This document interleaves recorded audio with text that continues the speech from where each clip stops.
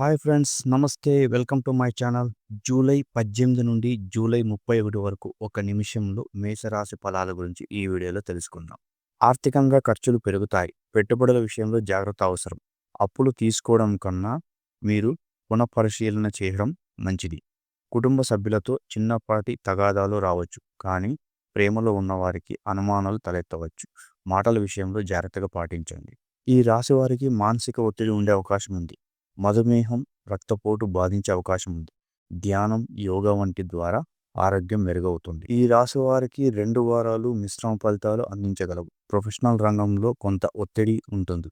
కుటుంబ సభ్యులు సర్దుబాటు కావచ్చు. ధనం వచ్చినా ఖర్చులు పెరుగుతాయి. శత్రువులు మీపై ప్రభావం చూపుతారు, కానీ జాగ్రత్తగా ఉండడం మంచిది. ఉద్యోగస్తులకు కొంత ఒత్తిడి కనిపించవచ్చు. కొత్త బాధ్యతలు, కానీ గుర్తింపు వస్తుంది. వ్యాపారవేత్తలకు కొత్త కాంట్రాక్టుల అవకాశాలు ఉన్నా దూరదృష్టితో మీరు ముందుకు సాగాలి.